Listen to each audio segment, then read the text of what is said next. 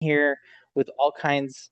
Oh, yeah, thank you, Christina. We've got a really packed evening here with all kinds of great updates on what we've been up to, what we're planning, some really cool announcements, and some great trivia questions sprinkled all throughout this program here, some awards. There's a lot going on. We're a busy organization, so surprise, surprise, we have a lot that we want to share with you guys here.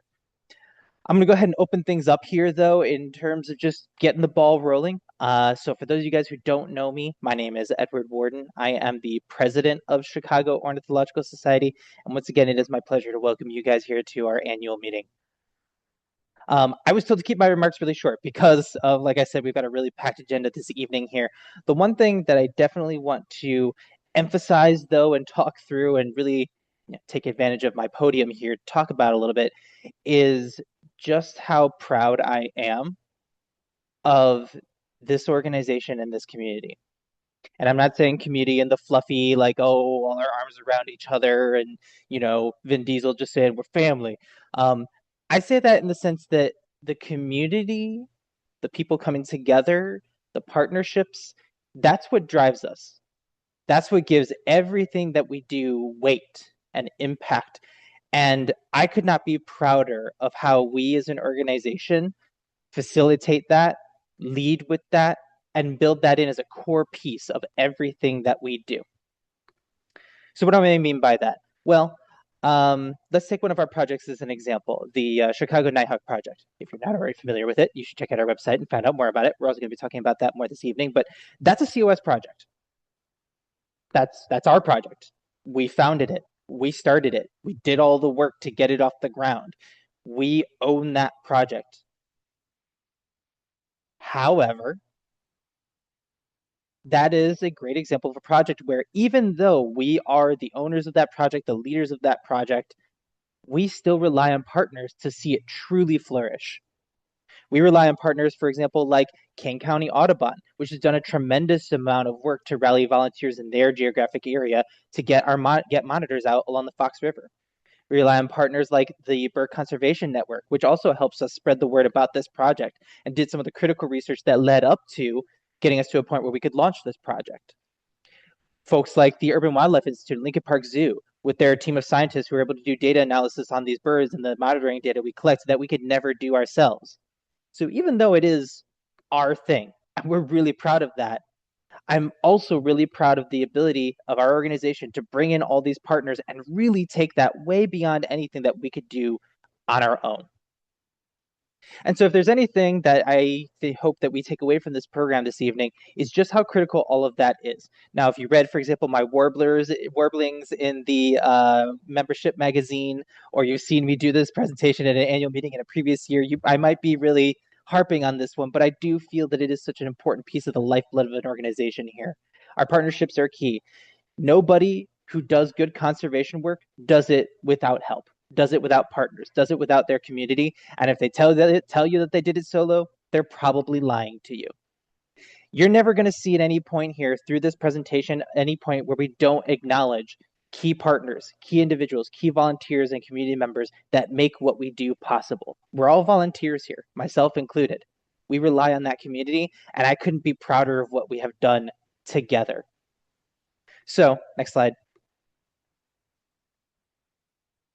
Let's talk about probably the most core team of people here, this community that brings together COS. I would like to introduce to you our 2026 Board of Directors. You guys got the ballot, you voted, the people have spoken. Here is your board of directors for 2026. Many of these are names or faces you might recognize. Some of them might be new. In particular, I'd like to give a special welcome to Alice Hurst, our newest board member who just joined this winter. So welcome to her. And I would also like to give a special shout out to our one outgoing board of director this year, Lindsay Wilkes. Lindsay, oh gosh, she said she's been on the board for 16 years, if I'm remembering correctly, and a truly incredible amount of time that she spent with this board. But it's not just about the hours she's put in, it's also about the incredible impact she's left behind. Lindsay was the person who built our website as you see it and understand it today. Lindsay was the person that launched most of our social media platforms back when we were still just figuring that all out. So another individual has an incredible legacy with COS that's stepping away, but is definitely not leaving this community. Even though she doesn't even live in Chicago anymore, she's already indicated a lot of ways in which she'd love to continue to stay connected with us as an organization because of how awesome of a community we are and how much she wants to stay connected with you all. Next slide. And then, of course, our partner organizations. We cannot do everything that we do without these partner organizations. That could be everything from just being a partner that provides a venue to us to be able to do our programming, our trips, our scientific work, whatever, to organizations that help us reach audiences that we wouldn't normally, or organizations that help us expand the work that we want to do because we can't do it on our own. Whatever their role is, whether it's a one-time thing, several times throughout the year, a consistent thing, it doesn't matter. All of these partners are critical for us to be able to achieve the full scope of what we do as an organization. So again, a huge shout out to all of these names and organizations we've listed here for whatever their contribution is to our mission and work and our community. Next slide. I'd love to bring up a very recent and present example of this at work, the Christmas bird count. This is a great example where all of the urban counts that happen in Chicago had turnovers in leadership. They were in a situation where they weren't producing the same results that they used to. Participation was down, leadership was changing over, and there were huge portions of the city that just straight up were not counted. Even though we had multiple counts, there was just so much of the city that just was not represented in this critical data set that stretches back more than 100 years.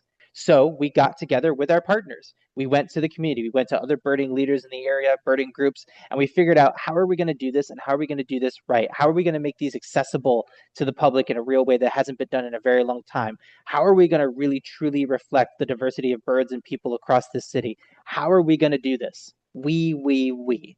So we got together with these partners. We developed a new count for the South Side that encompasses all that's left of the city that was not covered up until that point. We put out the word through all of our partnerships. It wasn't a matter of just simply owning this, you get that and I get this, but working together to make sure that all of these counts were fully reaching their potential in terms of participation, coverage, and bird conservation. I'm really proud of what we did with that, and the results are in. The lakefront count that we hosted this year, highest participation ever in history. The South count we hosted this year. Well, it's a first, so I don't have anything to measure it against the past, but it was awesome. We knocked it out of the park. And of course, our North count also saw record numbers, and the Calumet count also saw record numbers of people participating and making a difference through these counts because we worked together to make it happen. How many people, I don't know if folks, you can chatter in the chat, how many people were actually on one of these counts? 1, 2, 3, 5? You can throw that in the chat there. I'd love to see some of our CBC folks in the chat. Next slide.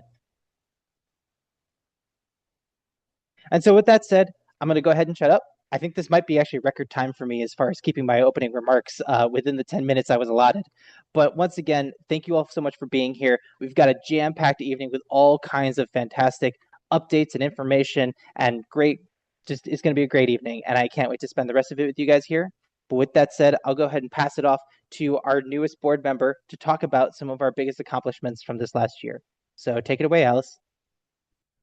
Hello, everyone. I'm Alice. I'm the new board member, a part of the membership committee and helping with the media. So I'll be talking more about our 2025 accomplishments. So first, programs. We did a lot with programs this year. We organized both in-person and virtual programs, which drew over 700 different participants. We also organized Flock Club social events, which included a bird book club.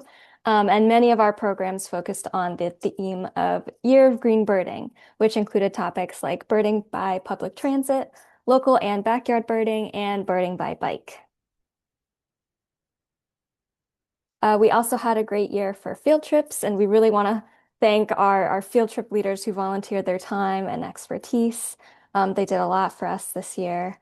And yeah, we organized or co-organized 139 trips, along with some bilingual trips, so English and Spanish, with 989 unique individuals signed up for field trips, which is great. It's up from 642 last year, so a lot of new people joining our trips. And from the city to the suburbs, we observed migration, checked in on our nesting resident birds, and looked for specific species like woodcocks and owls. And again, our field trip leaders, we want to thank them so much. Many of these folks are also COS members, and they also led some trips at the different urban birding festivals. So we had the Urban Birding Festival in Chicago and the Indiana Dunes Birding Festival, which further engaged the local birding community. And if anyone is interested in leading a field trip, even if you're not feeling quite ready but still want to help out, you can always reach out to volunteer. And we now have our first trivia question. So if you're not already on the app through the QR code, you can unlock that through the QR code and we'll have our first question.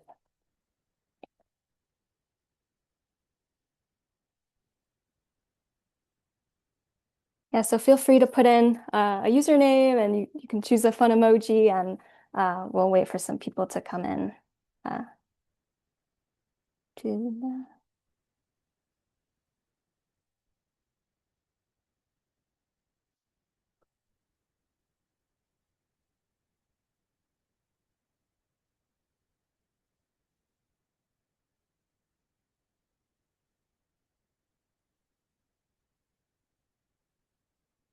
Everyone in? Christina's gonna press play. Oh, more people.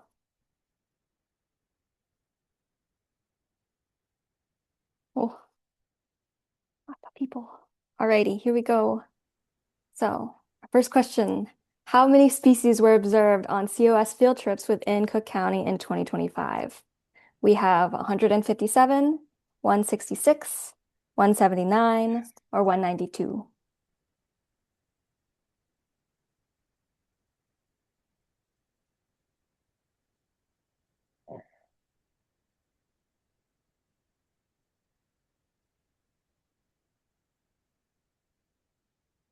The answer was 192. So many different species.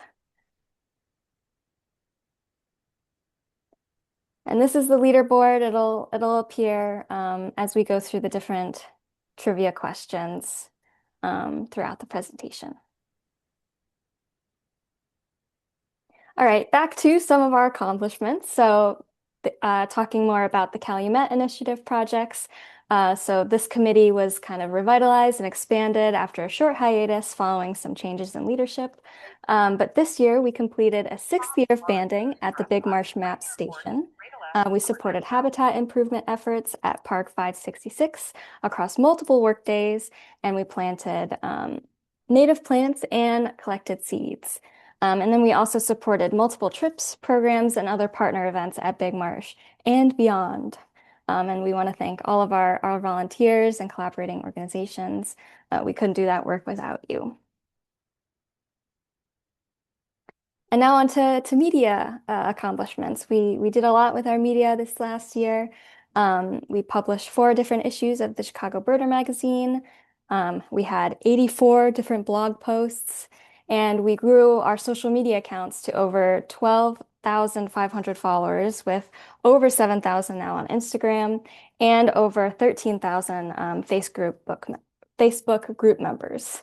And this was accomplished by our amazing team of volunteers, over 70 volunteers. It's great. Uh, you can show the next slide. Yeah, so we wanna thank all of our media volunteers with a special shout out to Chris Hansen. Chris Hansen wears many different hats. She's very, very good. She is a field trip report editor, the Flock Club book club moderator, and a prolific writer for the Chicago Birder magazine. So she's been a very valued member of our editorial team since 2021. And this past year, she wrote 12 field trip reports, 3 blog posts, and 4 articles for the Chicago Birder magazine. She's also a COS representative for Bird Friendly Chicago and is in general a champion for birds in our city. So we want to thank Chris for all of her contributions. And then we have our various classes of writers and other groups. So we have our Kestrel class, which they do what they can, but we always appreciate the help that they give us. The Merlin class, they're able to contribute a little bit more. and they do amazing work. And then we have our peregrine class. These writers are our most frequent contributors, and they're like the TCB engine. They do a lot of work. We also have our copy editors, so we want to thank them so much for making sure our texts are error-free. They do a lot of work there. We also have our artists, so they contribute their work to the last page of the Chicago Birder magazine. So we're really grateful for all of their art. Our social media volunteers, we want to thank them so much for all of the help with like admin of our accounts and creating posts. And then finally, our photographers. We have so many photographers. We are so lucky to work with so many talented photographers who are willing to share their photos with COS, its members, and its followers. Finally, we have fundraising. We had one special project, so we partnered with the Chicago Bird Alliance, Chicago BIPOC Birders, the Feminist Bird Club, and Red Hill Birding to hold a silent auction as a part of the Urban Birding Festival. And so we raised almost $3,400 for Bird Friendly Chicago, which was amazing. And so we want to thank all of our donors and buyers in the auction, and in particular, the late Tony Fitzpatrick, who donated pieces of his original artwork. And a small reminder that we do take donations year round, and you can do that at our website, chicagobirder.org. And yeah, that's it for the overall accomplishments. And now I'd like to introduce Tristan Kervin and Sam Tomorek, who are going to talk about the 2025 accomplishments regarding the Chicago Nighthawk project. Hey. 2025 was a big year for the Chicago Nighthawk project. We completed the 4th year of monitoring, and it's the 3rd year for Tristan and I. We began work with GIS specialists and a drone operator to better document potential roof habitat for nighthawks. The work was featured in numerous articles on local outlets such as Block Club Chicago, and nationally such as American Bird Conservancy. And I highly recommend checking out the Block Club article. It was pretty entertaining and great overview of different of the history of the project and different people doing it. Let's see, this photo is from one of the Nighthawk watches that drew about 75 people. And it's in Horner Park there. Pretty cool. I didn't go to that, but looks like a lot of fun. The program experienced growth each year, and we're able to collect more data this year than ever before. So some stats are 47 people submitted checklists, 197 sites were monitored. We found more nighthawks than ever before. 38 locations had nighthawks, and a total of 188 birds were counted. And I'll just say, now that I've done this a few years, it's kind of gotten a little bit more fun every year, because it's really interesting to see which locations have repeat nighthawks. I've used some of the same locations and still seen or heard birds, and other times that nighthawks have moved on. And also to get better at kind of predicting where nighthawks might be. So it's been a kind of a fun journey for us to learn a little bit more about these birds every year. So we'd like to say thank you to the organizations that worked with us. And yes, that was on that other slide there. And then a big thank you to all of the volunteers, who are all these folks. And with that, I will pass it to Tristan. Hi, everyone. Good evening. My name is Tristan, and I'm very excited to share our plans for 2026. It is the year of the Nighthawk. In honor of the 5-year anniversary of the Chicago Nighthawk Project and the milestone that it represents, COS will celebrate the common nighthawk all year with special trips and programs. In addition, there will be unique merchandise available for purchase featuring the artwork of our own Nighthawk monitors. In terms of the project itself, we'll begin the intensive data analysis that will help us to understand the bird's habitat needs and to develop possible conservation solutions. Finally, Recruitment for volunteers starts soon. Please consider monitoring this summer.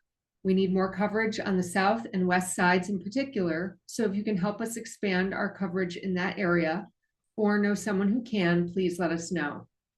And now it's my pleasure to introduce Art, steward of LaBagh Woods. Hello, team.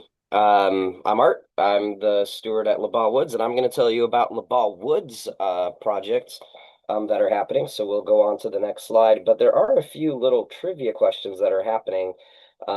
So let's see what we got. We'll start with some trivia, then I'll talk about what we did in 2025 and what we are looking forward to in 2026. Hit that slide. All right.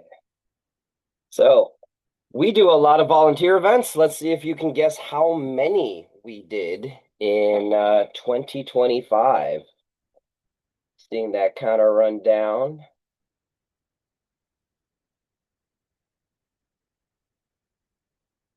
Awkward silence as we wait. Everyone's favorite. There it is. We had 54 events throughout the entire year. Let's go on to the next slide. That is going to ask you yet another question. This one is about the total amount of hours that volunteers have contributed. Much like a lot of the work done in COS, a lot of the work done in forest stewardship and the forest preserves is all done by volunteers. And LaBagh is responsible for a huge fraction that we are extremely proud of and blessed to have the numbers for. But well over 3,300 hours were donated by volunteers to LaBagh Woods. And I think the next question here is going to be my biodiversity question. Yep. How many total confirmed living species, so not just birds, have we found at LaBagh Woods so far?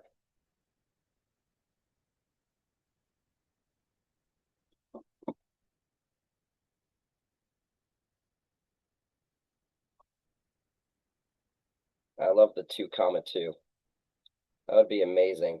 Yeah, we found so far year to date 1,920 different species in our 180 acres of the forest. I like to think that's a biodiversity hotspot. I see some of you did your homework. If you haven't got a chance to read our 2025 year in review, I posted a link to that in the chat there, and that has a full review of everything that I'm gonna talk about today. I'm just going to do so very briefly. So let's go on to the next slide and let's tell you about the things we have done. Oh my God, there's one more question. I wrote these slides and I totally forgot what's going on. We added 42 new species to our list in 2025. One clade saw the largest increase. We added 27 new identifications of this particular clade.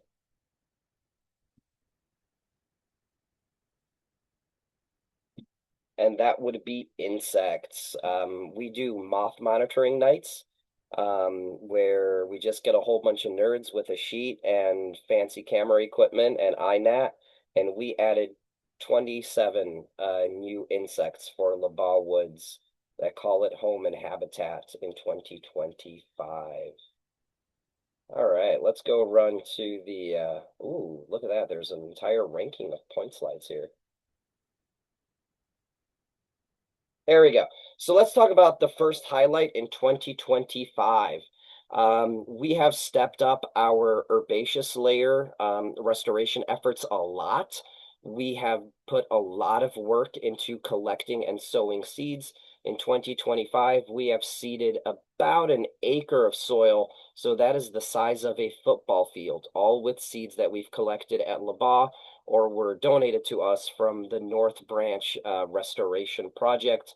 This has been a huge success. We're only continuing and expanding it moving forward. And I am most amazed at how many volunteers are willing and excited to collect seed. It's by far one of the calmest and zenest jobs you can have at LaBagh Woods, and we're very excited to see excitement for this sort of project continue. on to the next one. Over the last 2 years, the Chicago Ornithological Society funded and supported shrub layer restoration work that we do because that directly supports bird habitat. Kind of took a short hiatus as we transitioned to monitoring the shrubs that we've already planted and seeing which ones are successful, which locations are most successful. Now that we have data from all those shrubs and success stories from other sites, we have restarted this project for 2026. Shout out to a handful of the people who are very much on this call who have contributed. Bela, Marty, Katie. I'm not sure if Judy is here, but Judy is a huge part of that. So thank you very much for doing that. One of the most successful additions we have to this project is we are utilizing GIS to monitor, track, and make sure that everything is like to the centimeter. Marty, one of the COS board members, is a huge part of maintaining our GIS database for all the shrubs that we've planted and will be planting moving forward. I think there's one more highlight. The path most taken. So LaBagh Woods is one of the highest used sites in all of the Forest Preserve District of Cook County, which is awesome. I love to see the amount of people who enjoy the green space that we have in the city of Chicago, but that does cause a little bit of issue. Our trailside vegetation gets trampled as our trails expand in size. We've been facing a lot of windstorms that have knocked down a lot of trees. So we have put in quite a bit of effort to make our trails more accessible, safer. We line them to make sure that our trailside vegetation is maintained. And we've been terracing a few slopes just to reduce the amount of soil erosion that we're seeing, because that soil is necessary to support plants, which support insects, which of course supports bird habitat as well. Next slide. So moving forward in 2026, again, in partnership with the Chicago Ornithological Society, we are going to be hopefully planting 225 new shrubs in 2026. That number is probably going to increase as we continue to collect more seeds throughout this year and send it off to a nursery. We're going to continue focusing and expanding our seeds project, where we're going to now collect seed for very specific purposes, preventing soil erosion, adding a little bit more vegetation to our stream banks, and to get more deep-rooted plants in our gullies and rifts so we slow down the soil erosion. And one thing that I've loved starting to do at LaBagh Woods is a lot more educational opportunities for the lifelong learners amongst you. More interpretive hikes, more information about how the work that we are doing directly support habitat restoration and how it helps mitigate climate change, and overall just make our green spaces healthier.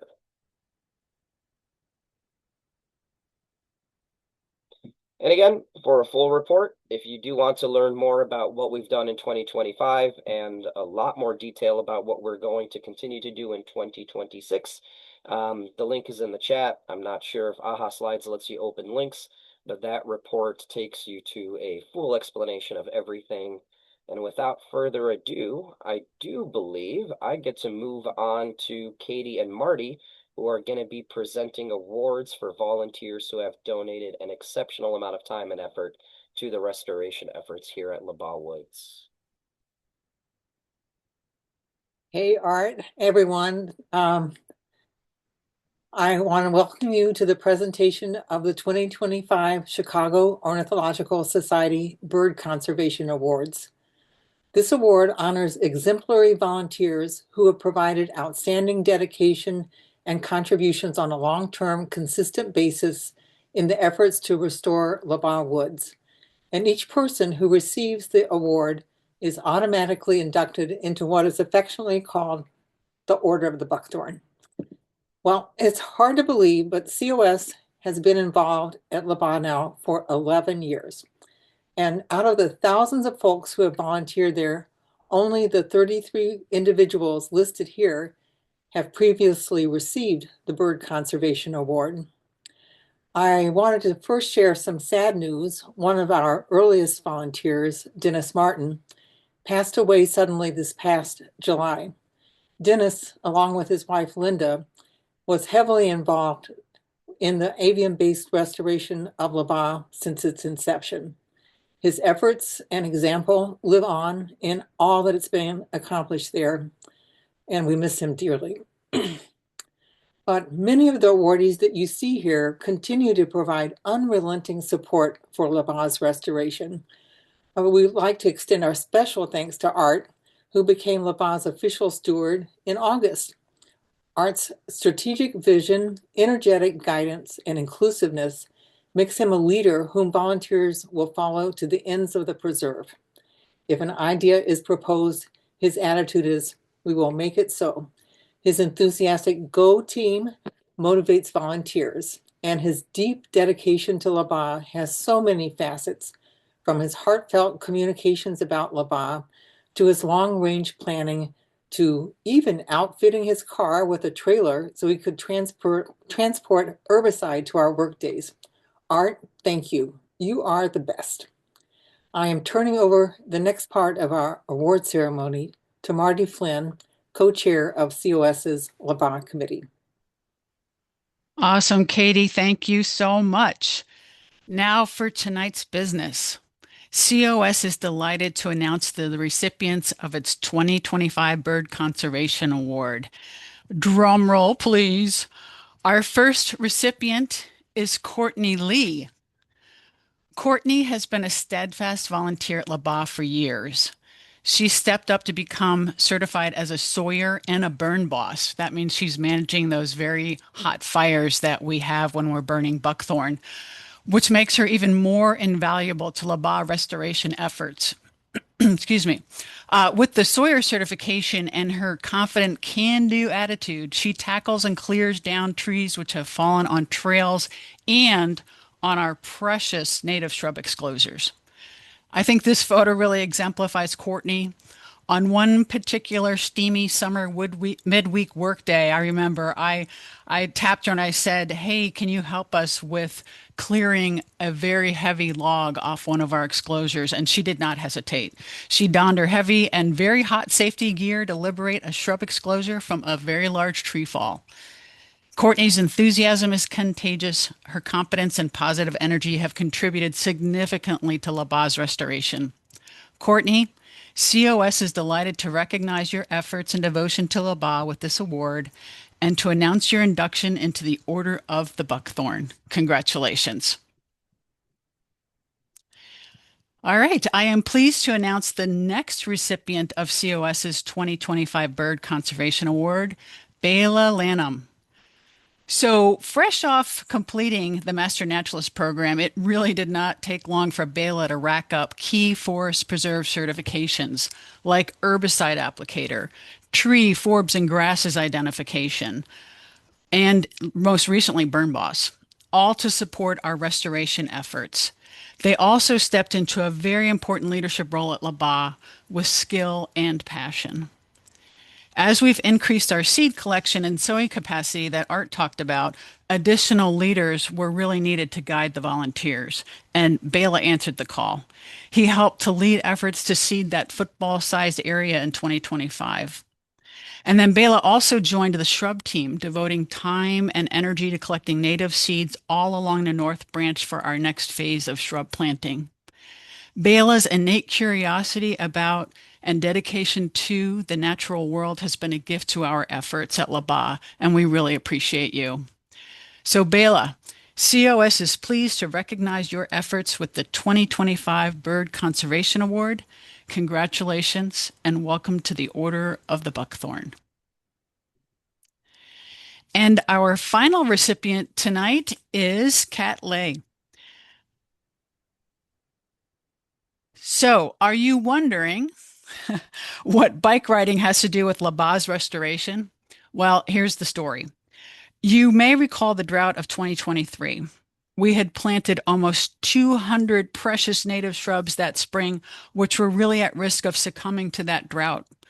Volunteers were worn out carrying heavy buckets of water to the more distant plantings when Kat had an idea. She hitched her trailer to her bicycle and carted the much needed 40-pound buckets of water to waiting volunteers, sparing both the volunteers and the plants. We think this really epitomizes Kat. She's fearless, innovative, and industrious in her support of our efforts at LaBagh. From manning huge buckthorn bonfires as a certified burn boss to clearing tree fall as a certified sawyer and everything in between, Kat consistently steps in to do the heavy lifting on our work days. Kat, congratulations on receiving COS's 2025 Bird Conservation Award and welcome to the Order of the Buckthorn. So, in closing, COS appreciates all the amazing contributions that these three award recipients have made and continue to make at LaBagh. We hope all the folks attending this meeting will join us in congratulating the volunteerism and leadership exemplified by these honorees for 2025, as well as the work done by all the LaBagh volunteers. We really appreciate you. Thank you. Now I'd like to turn it over to Bob Fisher for an update on the Bird Conservation Network. Bob? Thank you. I'm posting into, if I can do it right, into the chat a little summary of what I have to say. I apologize for not getting the material to you quick in advance of the meeting, but that was my fault entirely. Many of you don't know me. I've been a COS member, I guess I'll say off and on for a long, long time. I'm an old guy. To be fair. And I've also been involved with the Bird Conservation Network for close to, well, let's say since its inception. And the concept originally was to create a coalition among the bird and bird conservation groups in northeastern Illinois for the purpose of gathering data, information, and advocating for bird conservation across the, let's call it the six-county area or the Chicago wilderness area. Both definitions fit pretty well. And that has resulted in a long effort specifically in bird monitoring, which now encompasses a huge database of over 290,000 observations by, probably present past 200 to 300 bird monitors who've been out in the field all across the region. Frankly, probably half of those monitors have been in the Chicago Park districts and in Cook County. And that database now is the largest and longest set of data about the breeding birds of a region in any large metropolitan area in North America. So why is that important? Because that database makes it possible to inform the land managers of how the birds are doing. If you go to the BCN website, if you haven't done so already, you can look at the population trends data, which is current through the year 2020.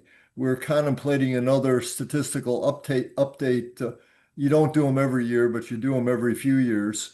To make it very simple, the efforts of the land managers in our region, combined with the monitoring efforts, have shown pretty clearly that effective management of the habitats is benefiting the breeding birds that breed here in northeastern Illinois. About 2/3 of the species are either stable or expanding in population. And that is a really important sign of our work, whether it's a COS volunteer or Lake County Audubon volunteer. That work is paying off across the region. And by the way, I want to thank I know there are quite a few people in this group that have been and are bird monitors, and thank you for your service. But to be fair, I don't know about you guys, but I enjoy it. Although I don't enjoy getting out there that early, I must admit. In any case, the database itself now has been moved.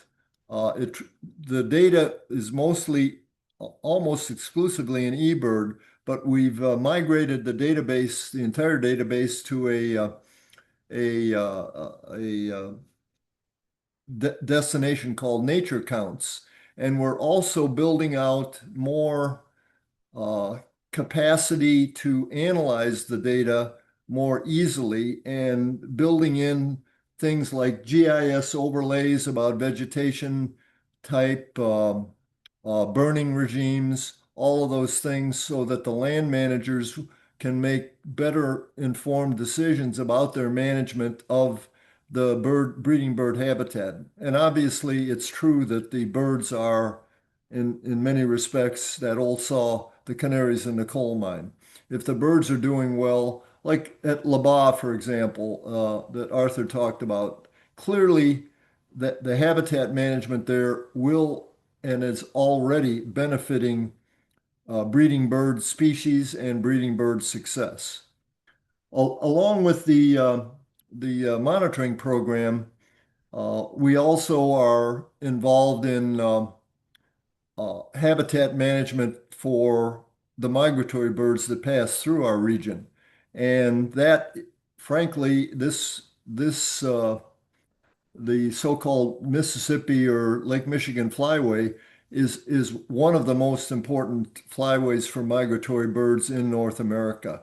So everything we can do, whether it's if you will, prevent window collisions or provide better stopover habitat or all of the above, we can do that as a coalition. The coalition exists for the benefit of the birds, and there are roughly 20 members, including COS, which is a key member of the coalition. And we function largely as a collection point for both information and developing strategies and plans based on information. For example, this spring, with the rollout of the new, more accessible database, we're going to be meeting with all of the land managers about how they can better mine the data from the database. The other thing that I wanted to mention, which is a little bit off subject relative to management, is advocacy. The other thing that BCN provides to each organization, COS, DuPage Birding Club, whatever, BCN is a member of the Illinois Environmental Council. So our voice there represents your voice through us. And one of the biggest issues that is coming up this year in 2026 is the issue of a legislative effort to restore and enhance wetland habitat across the state of Illinois, not just in this area, but across the entire state. And the Illinois Environmental Council is championing and leading that, and we're involved in that. I can't even say it. I represent BCN on IEC.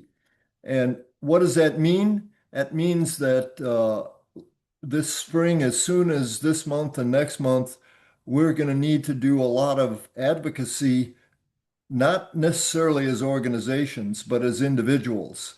And as individuals, the membership of COS, if individual, we're going to try and provide the resources so you can do it. But if individuals, shall we say, write the governor or write their legislator or whatever, we think there's a pretty good chance that Illinois can restore a level of wetlands protection that is being taken away by various federal government actions. So that's going to be a key element of the efforts of BCN in 2026. The other thing we can use, is people. If you have a particular skill or interest, uh, my email and my phone number is in there somewhere. And if you have an interest as an individual in getting involved in what BCN does, feel free to contact me and we'll make it happen. Much like COS, BCN is an all-volunteer organization, and we've been around now for close to 30 years, and we've been pretty darn effective, but we can always use new ideas, new voices, new energy, new techniques, and so forth. I was struck, for example, by the use of logs by Arthur and the practice of vegetating gullies and so forth to prevent the further erosion. I'm not so sure that that's widely thought about throughout the land manager community in the region. So I think that's something that we can convey to other land managers if they don't already know it. And we never should assume that people already know things. A lot of times they don't. So I urge you to get to know more about BCN. Take a look at our website. Get in touch with me individually by email or by phone. We can use various skills, and we're open to getting involved. If you want to get involved, we've got a job for you to do. I'm not sure what the job is, but if you got a skill set, we undoubtedly have a need that fits your skill set. So I'd like to think that 20 years from now, I'm not sure I'll be sitting here, but hopefully you'll be sitting here and thinking about 50 years of successful bird conservation within the Chicago metropolitan area and beyond. So thank you for that.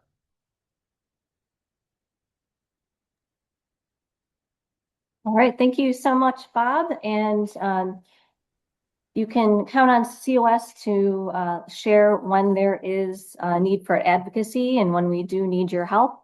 You'll hear from us on our website, through our email newsletters, as well as our social media. So thank you very much, Bob, for sharing that with us. I'm Christina Harbour, and I am going to share our plans for 2026 with you. So on the topic of programs, we will continue to host virtual and in-person programs. The virtual option makes our programs more accessible for our audience that doesn't feel comfortable at in-person events, whether it be for health or safety or just for convenience. We're really happy to accommodate. The virtual format, which became a necessity in COVID, has really become important for us to reach people that can't make it out in person. So we're happy to continue with that as well as continue with in person. We're going to continue to offer field trips within the city and the suburbs, and perhaps host events showcasing our restoration and conservation work at LaBagh and Big Marsh. We're off to a really good start this year with the Winter Waterfowl Watch last weekend at Northerly Island. Even though the weather was foul, we had almost 200 people show up, and it was a great time. It was raining all morning, but that didn't stop us from going out bird watching. We had a presentation on a gull and waterfowl ID. We had a bonfire for roasting marshmallows, some art projects going on, and some bird-friendly coffee. So it was a great time and a great way to start the year. And I'm happy to share that this is going to be an annual event. And we thank the Park District for hosting us, and they're a great partner for us in these programs. Some of our programs and field trips will go along with our theme, Year of the Nighthawk. And then as for conservation work, we've heard from the Chicago Nighthawk Project team as well as the LaBagh Restoration team about their plans already. But just to share a little bit about Calumet, early plans are in place to deploy MODIS tags this summer at the banding station. And that's really exciting because it's going to be the first tags to be deployed in Chicago, the first MODIS tags.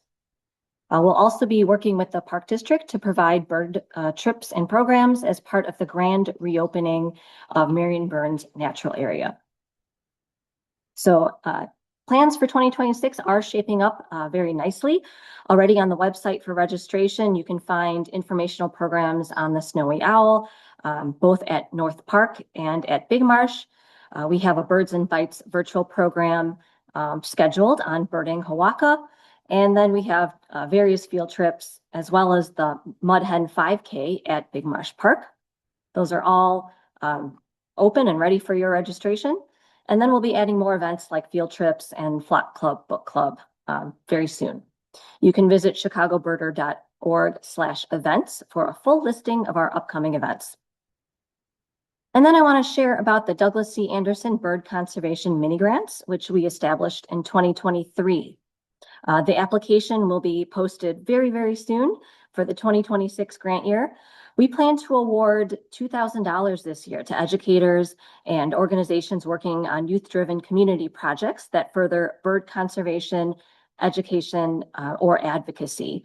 That's a step up from the $1,000 that we have awarded the last 3 years. So we're really excited to double the funds that we'll be able to award. If you're an educator, please consider applying. And if you know any educators or anyone that might be able to use this grant, please spread the word. Help us out.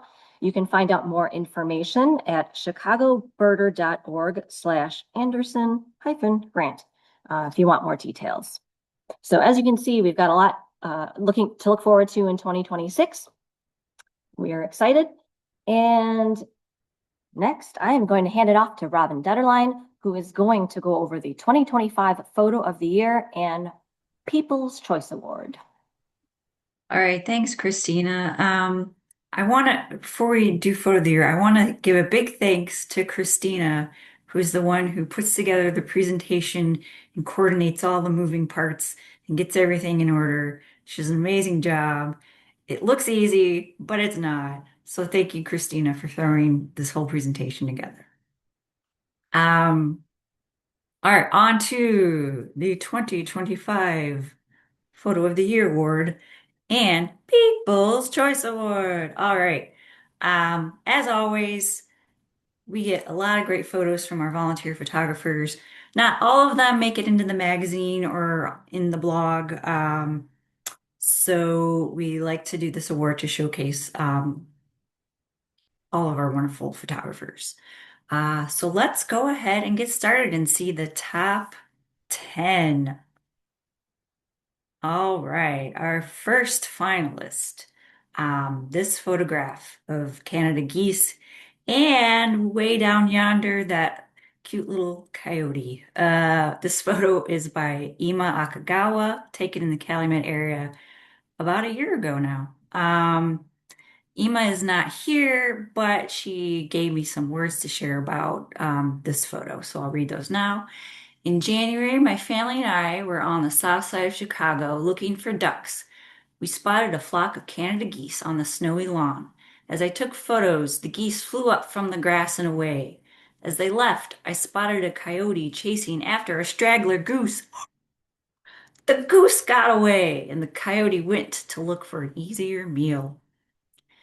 And Ima goes on to remind us all that coyote attacks on humans and pets are uncommon and easily avoidable. And she asks us all to please not publicize coyote locations for their safety. So thanks for that little PSA, Ima. I'm sure we're all eager to help out the coyotes however we can. So the board's comments about this photo. Why did we love this photo? I'm always a fan of images that show interactions across species. So often images and illustrations show birds in a species vacuum, static and alone, but nature is full of interactions. So for a still image to capture a moment in time where species not only recognize but react to each other is a special and rare thing. You can also add the viewer as a species that becomes a part of this photo.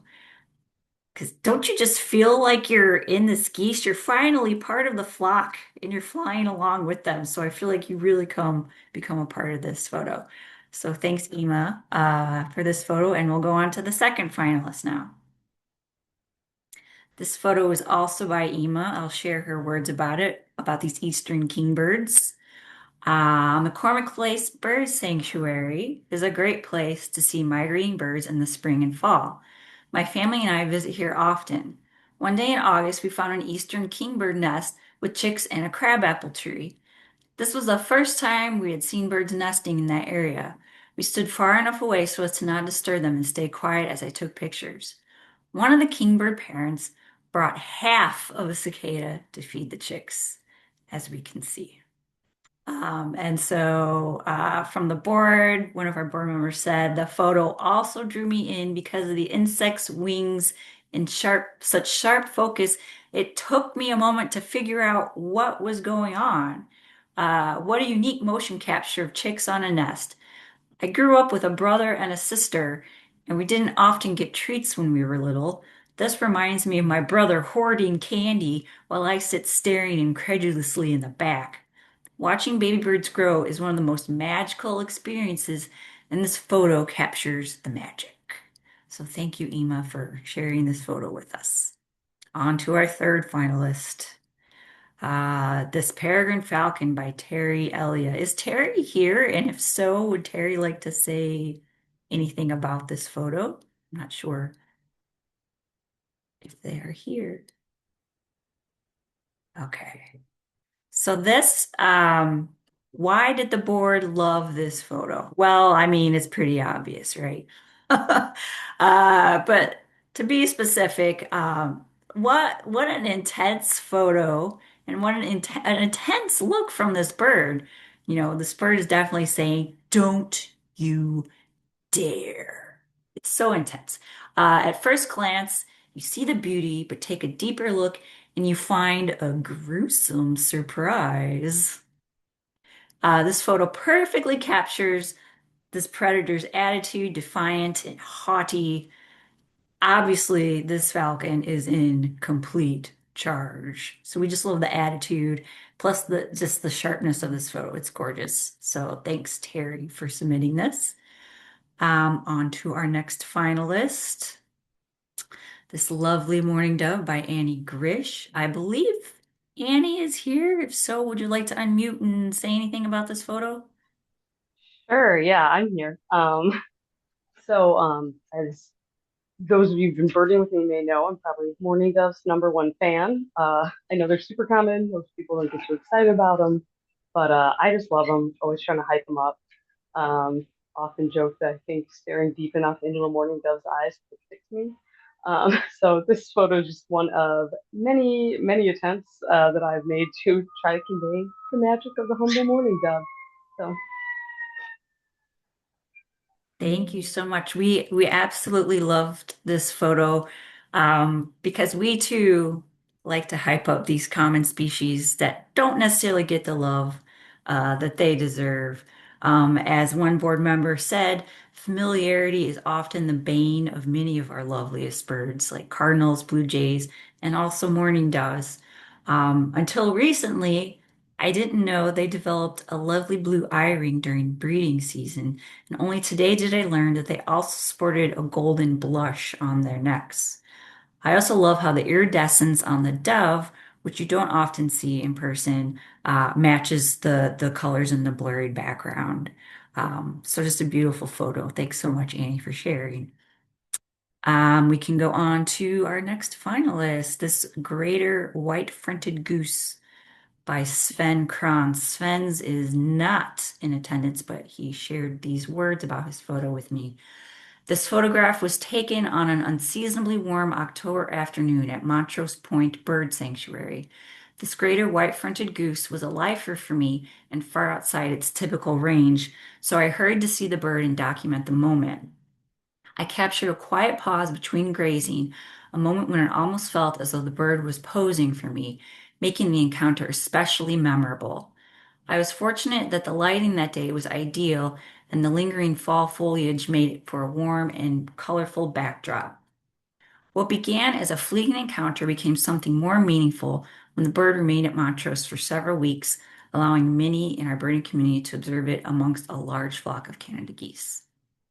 And so why did the board love this photo? One member said, I hope this graceful portrait helps raise the profile of this species of goose that may not receive as much attention as they deserve over the noise and dislikes of the similar Canada goose. I also love the technical refinement of this photo and its detail. I didn't know geese had toothy bills, and this photo makes it hard to look away. So yeah, it's a beautiful portrait of this bird that's not super common, that we don't see a lot. So thank you so much to Sven for submitting this photo. And we can go on to our next finalist. All right. Oh, speaking of championing the little guys, this downy woodpecker by Santo Locasto. He's not in attendance, but he shared these words with me. Some of the best photos are ones that occur spontaneously. I remember walking on the southernmost path of Montrose Point Sanctuary between the native planting area and the Forbidden Zone. I don't know what that is, the Forbidden Zone. Maybe that's why it's forbidden. I don't know. When all of a sudden, this little guy jumped out and landed a few feet away from me. On instinct, I just pointed my camera and snapped away. I took several, but this was my favorite. Look at this little guy. Uh, so why did we love it? Well, one board member said, this is such a great look at a bird that we see almost every day, but rarely from this perspective. I love the parallel lines. I've always thought downy woodpecker bills look like little pencil points, so I find the pencil-shaped twig in this one very fun. This photo is also dripping with life, from the grizzled toes struggling to grip the branch to the eye staring down the barrel of this branch to the probing tongue. This is such a great snapshot of this spunky little bird. So thank you so much, Santo, for sharing this with us. We can move on to our next finalist. This always majestic black-crowned night heron by Miguel Martin. Is Miguel here? And if so, would he like to say anything? I am. Can you hear me? I can hear you, yes. Okay. So this image I captured at it was captured at LaBagh Woods. Um the story behind it is I was just arriving that morning and my first stop was at that lookout in front of the marsh, I guess it is. I'm not even sure if that's the marsh or what it is, but I was just standing there. I noticed a couple of these black-crowned night herons, just standing in the water. I guess they were fishing. And and I just started taking a few shots and I was reviewing them and I noticed that reflection in one of the shots that I took. So I just continued taking a few more and then this guy this image in particular was when he was actually kind of going into the water to grab his breakfast and a few subsequent shots later I do have another one where he actually had it in its mouth, but yeah, he was successful in grabbing his meal, but yeah. Well, All I have. thanks for sharing. Glad to hear that he was successful. Yes. It makes the photo even better. So why did we love this photo? One board member said, I love the rich splashes of color, navy feathers, yellow legs, and orange eye, green vegetation reflected back in the black water. I think this also has a bit of the natural wabi-sabi in the moss that demonstrates the reality of what it's like to encounter this species in the wild.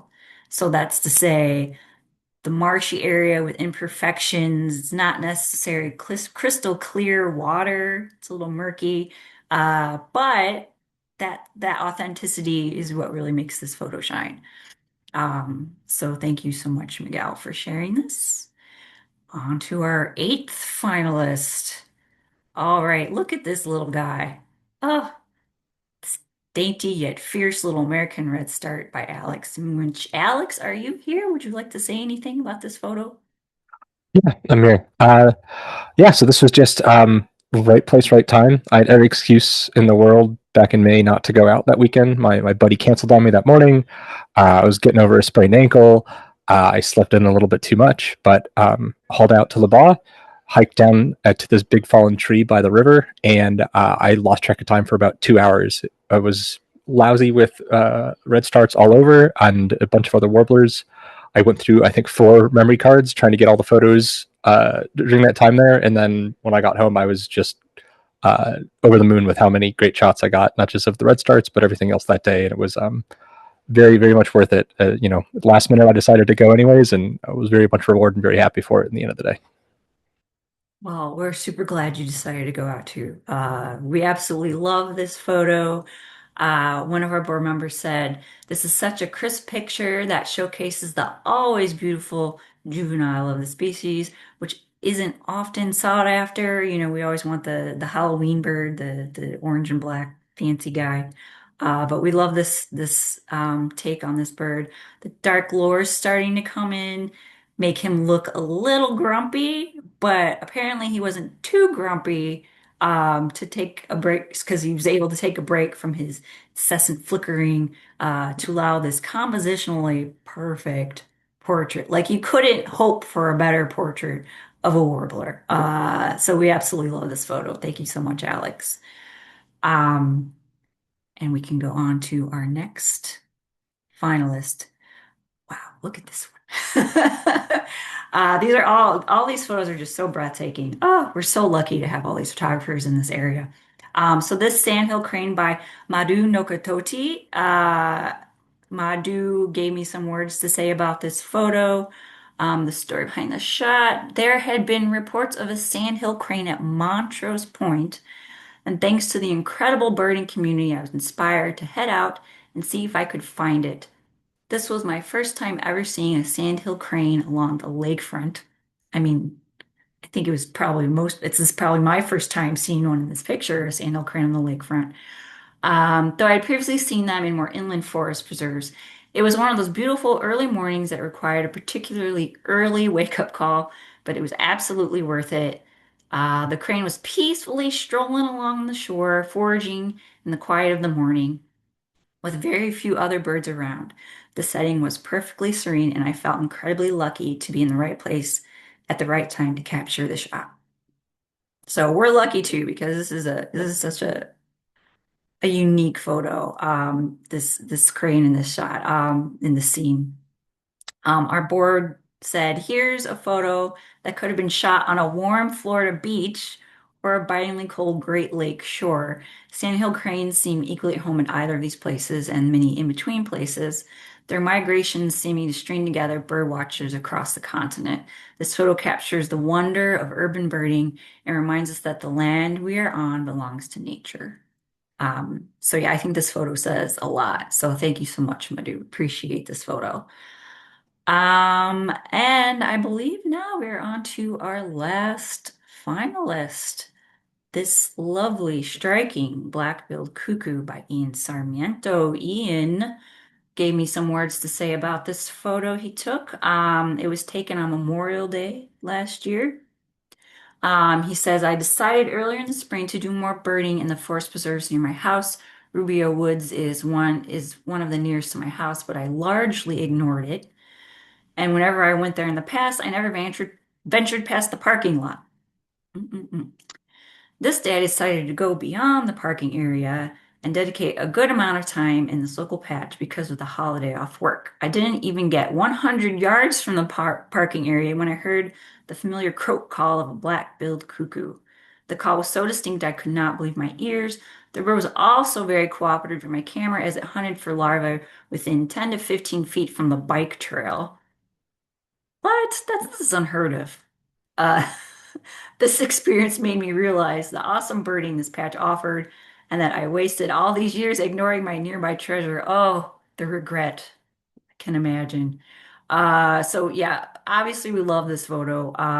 One board member said, "You don't often get a view of a cuckoo like this, that's for sure, with their back to the viewer, but this is an amazing side look at its bill and head. The light also brings out something I didn't know the bird had, a golden sheen to its dark plumage. This is a photo I would show to folks just getting into Chicago birding and tell them, yes, you can see this bird here." So yeah, like this looks like such an exotic bird, and the fact that we can see this bird in Chicago, I think is amazing.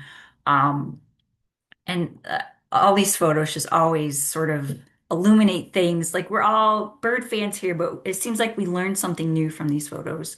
So thanks so much, everyone. If you're not in the top 10, like you were all 11th, like it was so hard to narrow it down to 10. We super appreciate everyone who submits their photography to let us use in our media. So thanks so much, everyone. Now, before we announce the winner, the top three photos as chosen by the board, we are going to do the People's Choice Award. So make sure you're logged into the AHA slides, scan the QR code, type in the URL there because we're going to do the People's Choice Awards. It is your time to vote on which photo you would like to see at the top. Make sure, I think you might have to scroll down somehow to like submit. So make sure you're scrolling down so you see everything and you can submit your choices properly. So if you're all logged in, I think we can go to the next slide and start your voting. And we're off. Who's gonna get? Who's gonna get? Who's gonna get? 37 seconds left to vote.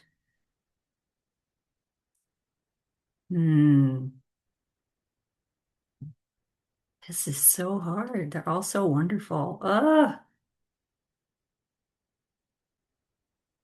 Hard enough to choose 10, let alone one. Oh my goodness. Hmm.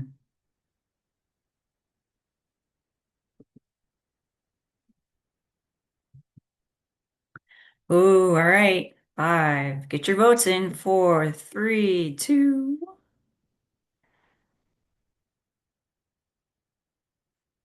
Oh, look at this. The Black Crown Night Heron by Miguel. You know, if you recall, the photo in 2024, the 2024 photo was also a Black Crown Night Heron.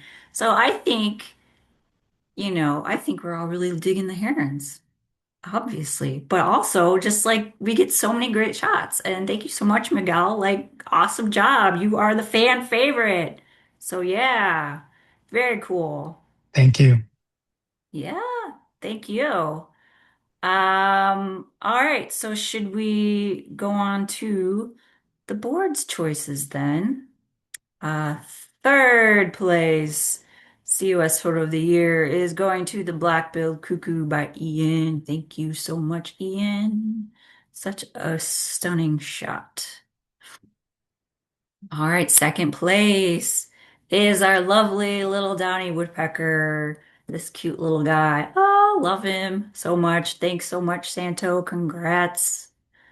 And first place goes to the Eastern Kingbirds by Ema. People like we just can't get over the story of this photo. Like we just love this story, right? Like everyone can relate to this story who has siblings, I think. And it's just such a cute little treasured scene that says just says so much and it's just adorable. So thank you so much, Ema, for sharing. Congratulations. You are I don't know, I guess you're not you, your photo is the best photo of the year. All right. Thanks so much, everyone. If you're interested in submitting your photos to COS so we can use in our media, in our magazine that goes out to all our members, which I'm sure you've all read and loved, then go onto our website and click the volunteer page and submit your info, and we will get in contact with you so you can submit your photos. So yeah, thank you, everyone.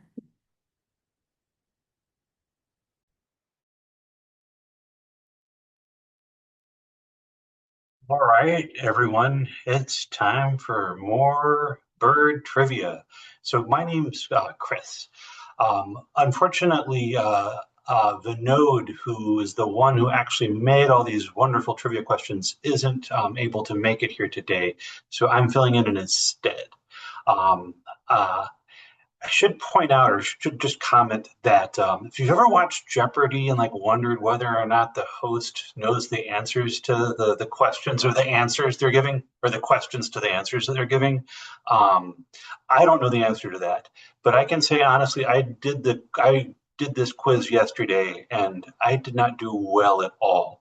So if I seem like I know the answer to these things, I am just doing a good job being dishonest. So with that caveat, let's get to our first question. Which bird's scientific name translates to Jamaican sharptail? Right, you have just almost just you're running out of time. Is it great-tailed grackle, parasitic Jaeger, ruddy duck, or scissor-tailed flycatcher? And we're all going to find out the answer in just a second. All right. Okay. We had approximately 20 or exactly 20 answers. 30% of people, yes, got the question or the answer right, which is the ruddy duck. So the ruddy duck, it's a genus. It comes from it's in the sharp-tailed duck genus. And you can see by that picture flaunting the very thing in question. It's sharp tail. So ruddy ducks and other members of the Oxuria genus are known for their long, stiff tail feathers that at rest kind of stick straight upish and are absolutely adorable for that reason and so much more. So, all righty, let's go on to the next question. Oh, we got our leaderboard. Okay. Yeah. All righty. So Joel is in the lead and is rocking the longest streak. So here we go. Fast answers. This adaptable bird may regularly be found at both the lowest and hottest spot in North America, part of Death Valley, and not far away at one of the highest and coldest spots, which is Mount Whitney as well. So is it a common raven, a mourning dove, a snow goose, or a sooty grouse?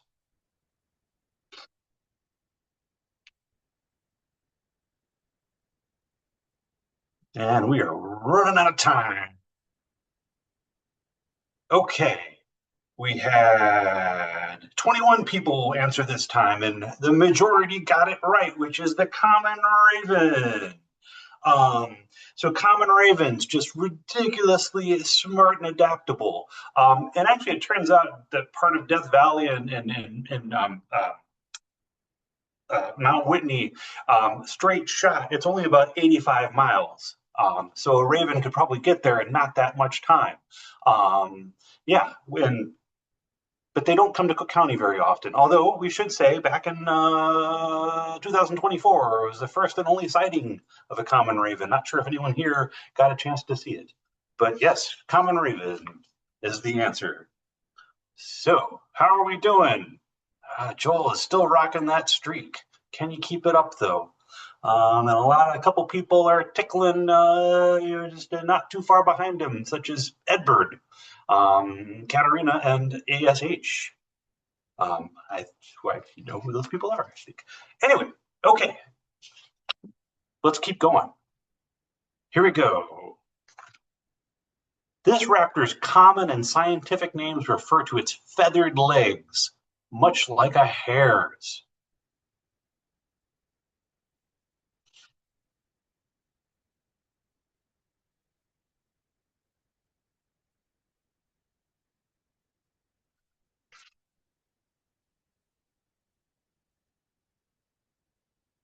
Very lovely black wrist patch you see there.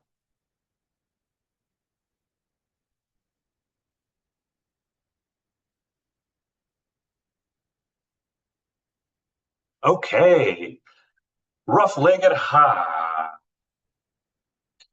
Ope. Ope is acceptable. Okay, so a number of people got the correct answer, which is the rough-legged hawk. So its genus and species, it's a Buteo lagopus. Lagopus, lago meaning hare, and pus meaning foot, so harefoot. Hare is in rabbit-type hare. So this is an Arctic raptor, has feathers down to its feet, much like a hare. It loves to eat lemmings. Who doesn't? Maybe not me. And you can see again, it's big black wrist marks or patches is a great ID. Okay, who's a Lagopus? Robin's kitty is. And just reading in the comment section here. Okay, Joel, uh-oh. Well, Joel is still at it. And it looks like some people have fallen by the wayside a little bit, Ed Bird and ASH, but Katarina's hanging in there. So there's still plenty of time, still questions left. If Joel will just slip up once or maybe twice, this could just be, there could be a major turnaround. There we go. Cool. So let's do the next one. Unusual among birds, this species often ends up much north of its breeding grounds in the fall and the winter. What? You're going the wrong way, bird. When I said that, am I talking to a chestnut-colored longspur, a great egret, a Heermann's gull, or a surf scooter? I'm assuming everyone here talks to birds. Okay, because I do. The answer, ooh, wow. Less than about 20% of people got it right. Was it Joel or not? We'll find out. So yeah, the correct answer is a Heermann's gull, which they nest in the Gulf of California and Mexico in the fall, and then they kind of disperse all over the place up the Pacific coast, all the way to British Columbia. So yeah, it's an unusual looking gull, very cool one to see, real treat. But yeah, let's see. Oh, uh-oh, okay. Wow, this is getting intense. Joel? Oh, wait. Oh, I see. Got it. Sorry, I had to catch it. So Joel is rocking the longest streak, but the streak ended. Is at least my understanding. But Joel is still in the lead. But the heat is definitely turned up a bit. So let's go on to the next question. Okay. Which bird's binomial name means little king in two languages? Is it the belted kingfisher? Is it the eastern kingbird? Is it the golden-crowned kinglet? Or is it the northern kingbird? What is the little king?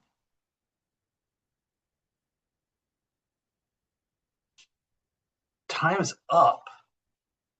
It is the adorable golden-crowned kinglet. So its genus and species is Regulus satrapa. Regulus is the diminutive of rex, which is Latin for king, and then satrap was a ruler in Persia. The notes comments, a well-named bird. Indeed. So there you go, our golden-crowned kinglet. And oh, Lordy. Katarina has moved into the lead by just a tight amount. So, yes, there's still plenty of time. Oh, and it looks like there's a new number 4 also. Anyway, so I mean, I'm going to stop talking so that we can figure out what happens next. Let's go on to the next question. Yeah. Wrong answers only. It's a pun. We want the right answer. The barnacle goose is so named because of a medieval myth that it spawned from barnacles. Why might this myth have persisted? So did the myth allow the barnacle goose to be classified as seafood, and therefore you could eat it during Lent if you didn't want to eat fish? Or were their nest often caked with barnacles? Or the geese regularly, oh man, we're running out of time. Hopefully you can read faster than I can talk.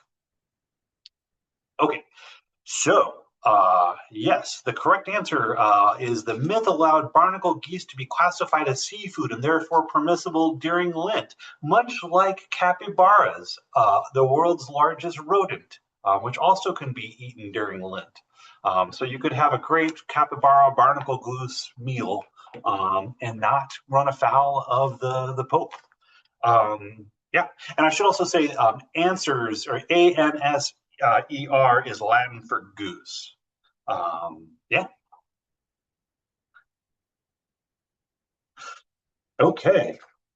So Joel is back in the lead. All right. And hello to the top of the leaderboard. Hello to fourth place, Bela.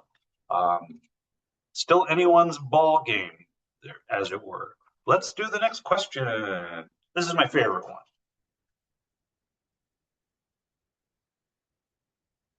This bird's four-letter alpha code produces the largest cat species in the Americas. So which of these birds pictured the four-letter alpha code used to identify them?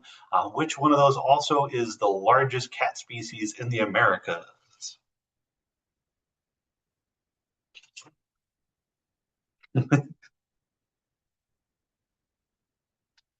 Okay. Nice work, everyone. So the correct answer, which a little bit more than half of you got, is the purple martin or puma. So we used a deceptive picture that didn't have the kind of classic adult male, so to make people, so it didn't look particularly purple, to make it more tricky. But it didn't fool all of you. So well done. And did it fool our leaders? Doesn't appear, well, some of them, but this is starting to just turn into a two-person race, but very intense. But we still have 1, 2, 3, 4, 5, possibly 6 questions to go. So let's keep going.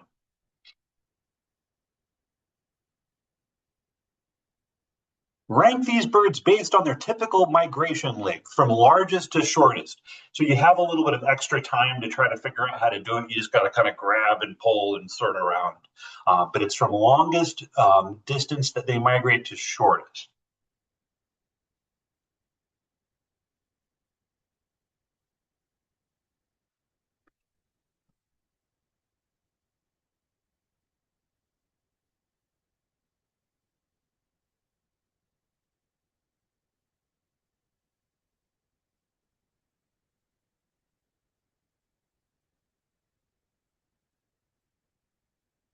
Time's up. So the correct answer you could see there, it goes red knot, followed by Caspian tern, followed by black skimmer, followed by tricolored heron. Like red knots, they migrate. They're among one of the most longest distant migrants. They go all the way from the Arctic to South America. Caspian terns migrate from the mid latitudes to the tropics. Skimmers migrate a bit, and tricolored herons, I think they just kind of they just like hanging out. Yeah, you gotta move a little bit, I guess. Maybe, what's the hurry? Anyway, so how did we do?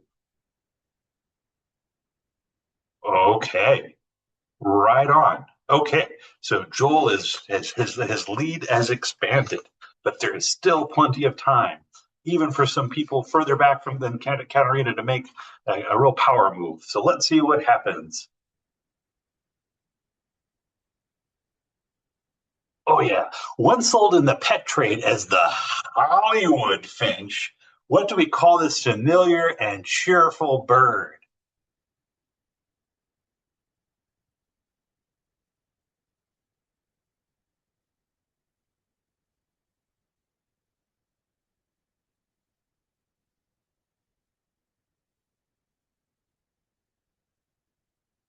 Yeah, that is a leggy bird we have there. Very Hollywood. How do you like those gams? Okay, time is up. How do we do? Okay, house finch was the most common answer and the correct one. So yeah, this is originally like a West Coast bird. But then, like in the 1930s or 1940s or whatever, with Hollywood booming, they were selling them like on the East Coast in like New York City and elsewhere. And basically as a way to kind of promote them, it's like, get a little piece of Hollywood. It had this bird in your house. But the one problem was, or one of the many problems with this, is that it ran afoul of the whatchamacallit, the Migratory Bird Act. So then all these like shopkeepers had to release the birds, and so then they basically spread out from the East Coast. And you can look at like maps from the 1940s to the 1950s to the 1960s and so forth, where they just kind of kept inching their way west, and to the point now that basically they're essentially, I think they're pretty much everywhere. Like they span across the whole United States. Famous for their ankles. So let's give it up for house finch ankles, and let's just see what our leaderboard's doing. Okay, hanging in there. There's still time. There still could be a change. Don't get cocky, Joel. Don't give up, Katarina. Everyone else, keep at it. Stranger things has happened, and there's glory no matter how well you do. Okay. So we're on the home stretch. Question 15.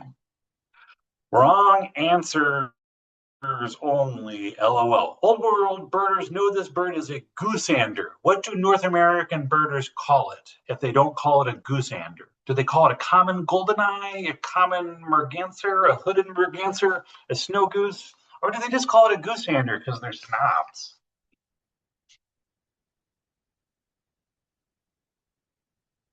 Time is up. Common merganser is the correct answer. So common mergansers are found in northern latitudes around the world, as are red-breasted mergansers. These are fish-hunting ducks that can move very fast underwater and have serrated bills to hold the fish they catch. Or stay in the, you don't be that fish. Okay, goosander. What do we have? Leaderboard. Oh, wow.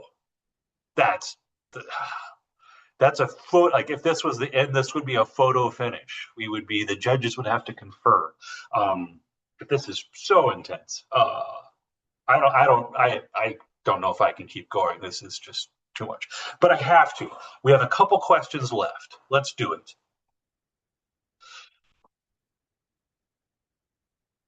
Regarded as a welcome sign of spring, this species is found on every continent, having even been recorded in Antarctica.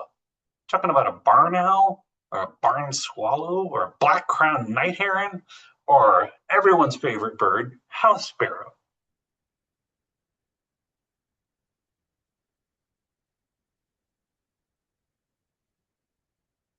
Time is up. Barn swallow, which many people got right. So a lot of these species of birds are very widely distributed, but I don't think any of them have made it to Antarctica other than a barn swallow. So yes, well done, people. Oh, Lordy. Okay, so yeah, another lead change. I don't recall how previous meetings have gone, if they've been this intense where there's just like one leader change after another, but this is thrilling for everyone involved. But yes, we have two more questions to go. Let's do them. This boreal warbler holds the record for the longest overwater flight of any songbird. Are we talking about a bay-breasted warbler, or a Blackburnian warbler, or a blackpoll warbler that we might have confused with a bay-breasted warbler? Now, that has never happened to me, or a palm warbler.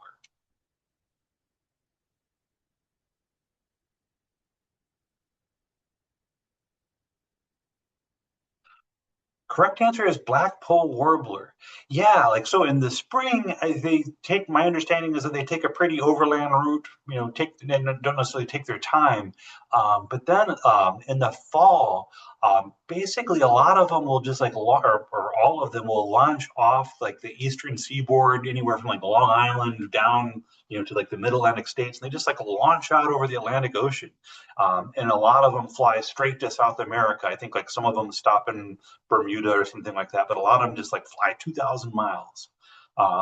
So really impressive bird for really impressive answers by people. So how are we looking as we go into the final question? Okay. Wow. All right. Well, quite a leaderboard we have there. Let's see what happens. Final question.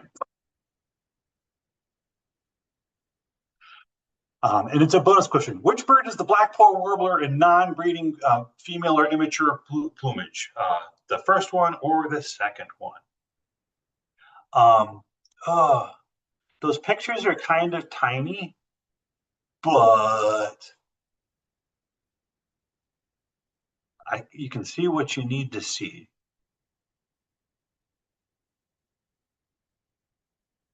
Okay.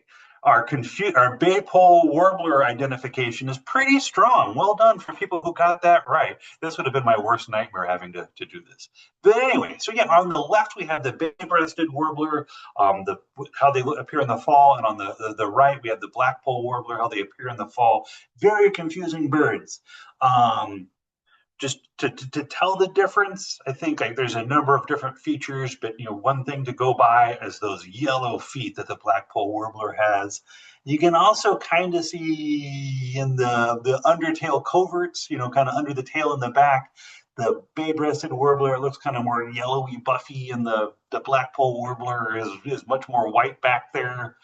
Yeah, and there's some streaking that I'm not going to act like I can say that based on that streaking, that's one bird. And yeah, I'm not going to oversell my. It's the same picture. Exactly. Trick question. Anyone who answered this question is wrong. That's the exact same bird, everyone.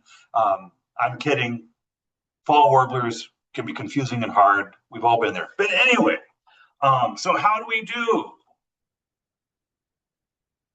Final results.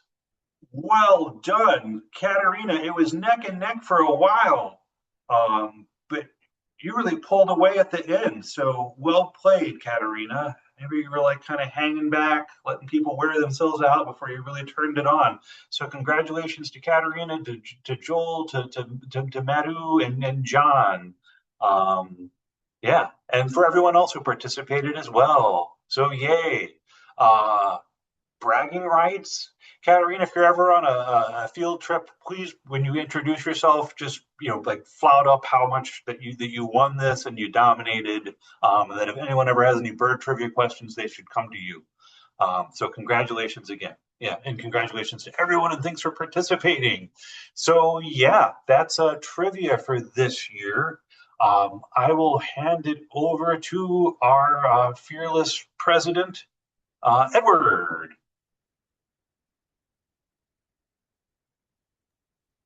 All right. Well, amazing work, everybody. Congratulations on all the questions you got right or wrong. Hey, congratulations anyway. You learned something here today. Shout out to Katerina and Joel for both of you really kicking butt on that one there. But most importantly, shout out to everybody here who's stuck with us this evening. Hopefully you guys learned a lot, you enjoyed yourselves, challenged yourselves, but most importantly are re-energized and excited to have another fantastic year of birding this year, guys. I'm really excited to get back out into the fields with y'all on field trips, programs, birding festivals, you name it, engaging with all of our amazing conservation work. And I hope you guys will join us for some or all of it, and as much as you guys can get out, because we want you to be a part of this team and community as much as possible, and we want to work together to really improve this amazing city we call home for both birds and birders. So I'll just go ahead and leave it at that, close this out here. Thank you all so much for joining us this evening. Have a great rest of your day, great rest of your weekend, winter, and we will see you on the next thing. Thanks, everybody.